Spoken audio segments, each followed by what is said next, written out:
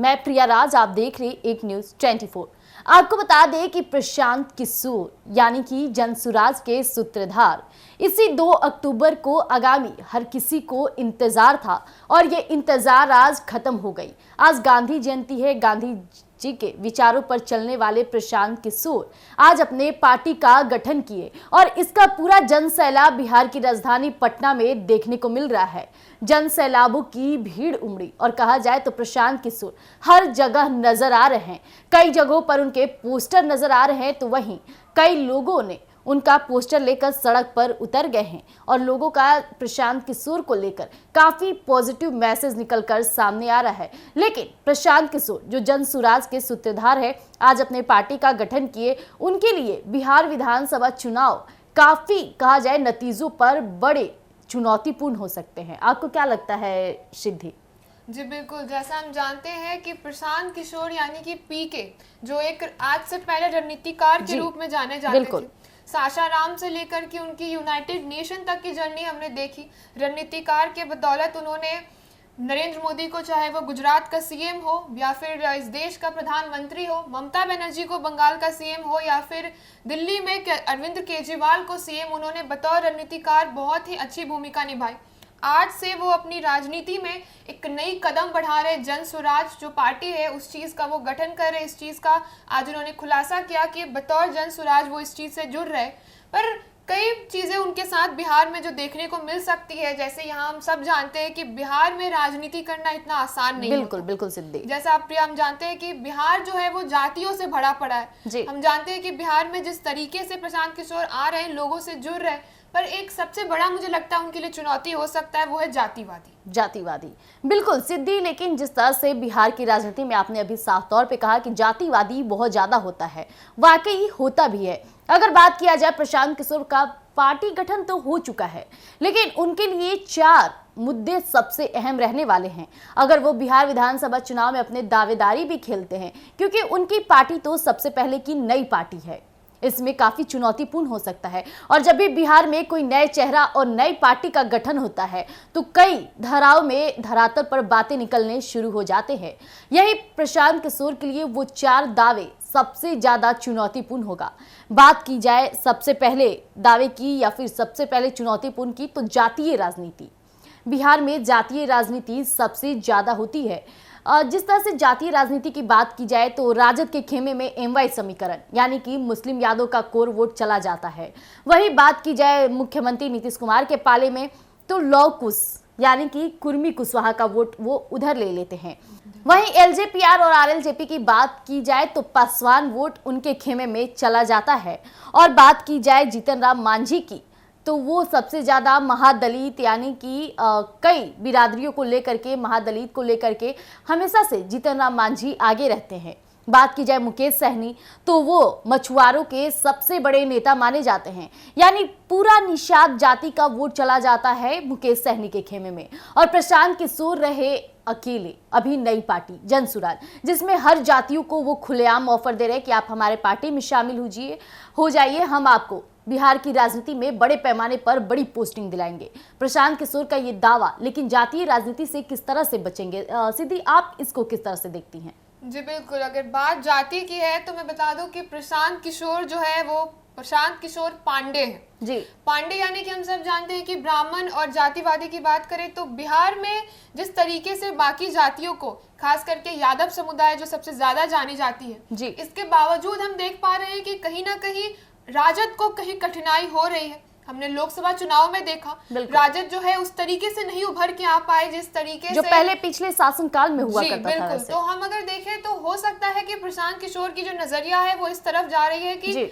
जातिवादी अपनी जगह है, लेकिन जो देश के और खासकर बिहार के जो युवा है जिसको उन्होंने अपना टारगेट बनाया हुआ है। बिल्कुल, टारगेट मैं बोलूंगी इसलिए क्योंकि उनका मानना है कि युवा जो है इसको आगे ले जाएंगे। 10 साल की जो वो खुद की टारगेट रखते हैं, बिहार की डेवलपमेंट विकास की बात करते हैं, जिसमें उन्होंने 2 साल पद यात्रा की। 17 जिलों से ज्यादा उन्होंने इस पद यात्रा को समाप्त किया और 8 साल जैसा हम जान सकते हैं 10 साल के बचे हुए उसमें वो जन स्वराज के साथ जुड़ के बिहार को एक नई छवि देना चाहते हैं। इस पे उनका मानना है कि युवा जो है वो जातिवादी से बढ़ के आगे जाएंगे। और खास करके जब हम देख सकते हैं नीतीश कुमार, जिनकी जो जातिवादी है वो परसेंटेज कास्ट लगभग 2% आती है। बिल्कुल, लौ कुश जिसमें कुर्मी कुशवाहा उनके तो पाले में चले जाते हैं। बिहार में वो 2% आते हैं, फिर भी वो जाकर के बिहार के मुख्यमंत्री बन रहे हैं, ना कि लालू यादव या उनके किसी पार्टी से कोई बन पा रहा है। तो अगर हम देखें तो हो सकता है उन्होंने ये सीधा टारगेट किया है, जातिवादी पे सीधा निशाना बनाया है बिहार की राजनीति, और उनके लिए जो सारे विपक्ष पड़े हुए, जैसे कि सबसे बड़े हम देख सकते हैं कि यहाँ पे बीजेपी और कांग्रेस की जो होती है, जो भी राजनीति होती है, टक्कर होती है, उन सब के आड़ में जैसे जेडीयू है, राजद जो सबसे बड़ी यहाँ की जो सबसे एक्टिविस्ट हम बोल सकते हैं कि एक बहुत ही बड़े जो है वो विपक्षी है, बिहार के सबसे विपक्षी, और राजद जो खास करके लालू यादव जिनको हम बहुत अच्छे से जानते हैं, उस चीज में वो जातिवादी को कितना बढ़ावा देते, प्रशांत किशोर ने सीधे उनको टारगेट किया जी। लेकिन वही दूसरी पॉइंट की अगर बात की जाए, महिला वोट बैंक जो कि सबसे ज्यादा खेमे में जाता है नीतीश कुमार के पाले में, क्योंकि बिहार में नीतीश कुमार ही शराबबंदी की पहल शुरू किए और इसके बाद से महिलाओं का आकर्षण होना, सीएम नीतीश की तरफ झुकाव काफी ज्यादा हो गई थी। क्योंकि ग्रामीण क्षेत्रों में क्या होता है कि पति देर रात आते हैं, शराब पीते और महिलाओं को पीटना शुरू कर देते हैं। यही कारणों की वजह से शराबबंदी हुई बिहार में और बिहार के मुख्यमंत्री की तरफ से झुकाव महिलाओं का ज्यादा होने लगा। लेकिन प्रशांत किशोर महिला वोट बैंक को किस तरह से अपनी तरफ आकर्षित करेंगे? जी, जैसे प्रिया आपने बताया, बिहार में शराबबंदी एक आज भी बहुत ही बड़ा सवाल है। बिल्कुल, क्या वाकई बिहार में शराबबंदी है? क्योंकि प्रशांत किशोर कहते हैं कि शराबबंदी अभी पूरी हुई नहीं है।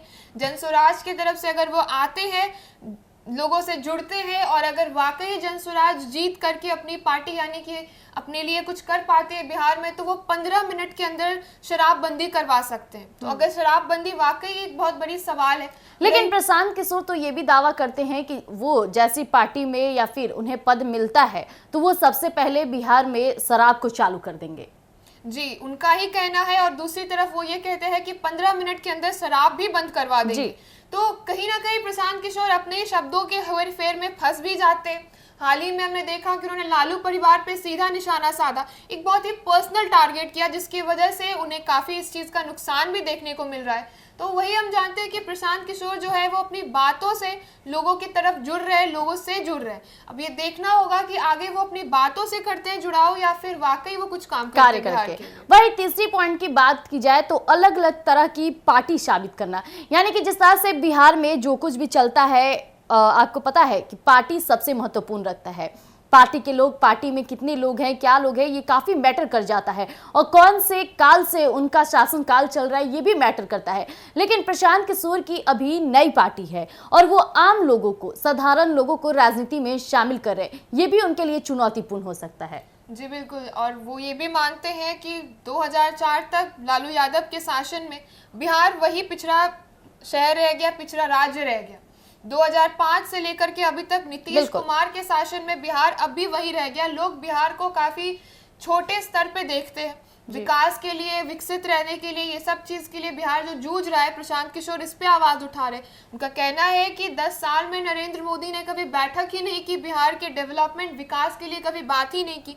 वो सीधा चैलेंज कर रहे हैं, और खास करके बिहार को एक नई छवि देने की जो बात कर रहे हैं। आज से जो उनकी कहानी शुरू होती है बतौर जनस्वराज, अभी देखना होगा कि विधानसभा चुनाव में वो कितने कांटे की टक्कर दे पाते हैं। जी, अगर चौथा पॉइंट रखा जाए तो क्रेडिबिलिटी हो जाती है। क्रेडिबिलिटी यानी कि साफ तौर पे देखा जाता है कि नए प्लेयर हैं अभी जनस्वराज, यानी प्रशांत किशोर नए प्लेयर इसलिए कह रही हूँ क्योंकि वो आज ही पार्टी का गठन किए हैं और इससे पहले वो इतनी बड़ी बड़ी बातें करना शुरू कर दिए हैं। अगर बात की जाए जिस तरह से क्या होता है कि चिराग पासवान भी कई बार बिहार की राजनीति में रह चुके हैं, उन्हें पता है कि बिहार की राजनीति में कब क्या करना है।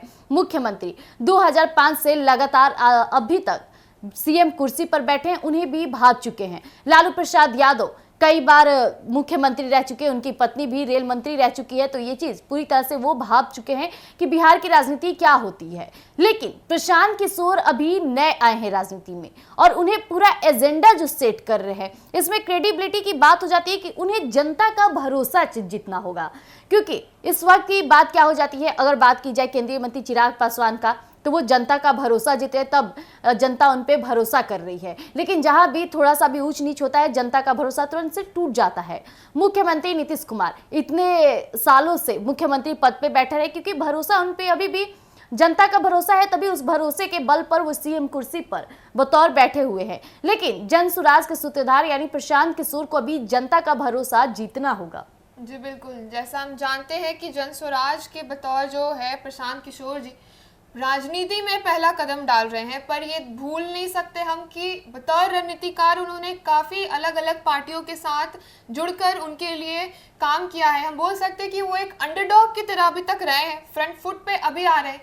तो हम ये नहीं भूल सकते कि उन्हें उस चीज़ का ज्ञान है, राजनीति का वो पूरा समझ रखते हैं। बतौर राजनीतिकार अगर मैं बोलूँ तो वो अब जाकर के खुल के जन स्वराज के लिए जुड़ा। ऐसा उन्होंने कहा कि अभी तक वो पार्टीज को जितवा रहे थे अपनी रणनीतिकार से, अब वो जनता यानी जन स्वराज जो जनता की पार्टी है उनको जितवाएंगे और उनको लेकर के जाएंगे, उनकी आवाज़ बन करके वो बिहार को आगे लेकर के जाएंगे, ऐसा वो कह रहे हैं। और हम देख सकते हैं कि भरोसा जो है वो नीतीश कुमार पर अभी भी जनता का उतना ही बना हुआ है। जेडीयू एनडीए के साथ गठन करके जो है बिहार में चल रही है। तो ये देखना होगा कि आखिर जो जन स्वराज के साथ जो लोग जुड़ पा रहे, 2 करोड़ लोगों की उन्होंने टारगेट बताई कि 2 करोड़ लोग 2 अक्टूबर यानी आज जनता से जुड़ रहे हैं, जो जनता से जुड़े प्रशांत किशोर से जुड़ रहे हैं। तो देखते हैं कि वाकई ये 2 करोड़ लोग भी उन्हें आगे लेकर के जा पाते हैं या फिर अभी एक बस शुरुआत है, उन्हें बिहार में जमने में यार समय लग सकता है। बिल्कुल।